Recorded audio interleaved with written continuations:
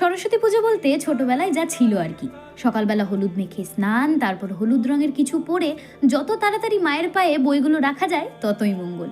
কারণ সারা বছর তো পড়াশোনা নেই, তাই পাশ ফেলের দায়িত্বটা এই দিনে আমরা মায়ের হাতেই তুলে দিই। এবার বলি, সরস্বতী মায়ের যে ছবিটা আমরা করছি তার ইন্সপিরেশন আমাদের আসে রূপাবলী আর্ট ফর্ম থেকে।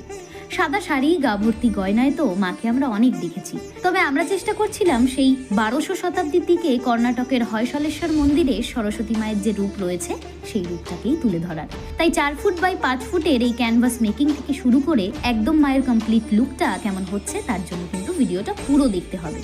তোমরা জানো, 19বিংশ শতাব্দীতে পাঠশালায় প্রতি মাসের শুক্লা পঞ্চমী তিথিতে ধোয়া চৌকির ওপর তালপাতার তারি ও দোয়াত কলম রেখে পূজা করার প্রথা ছিল। আর তোমরা জানো সরস শব্দের অর্থ কি? সরস শব্দের অর্থ জল।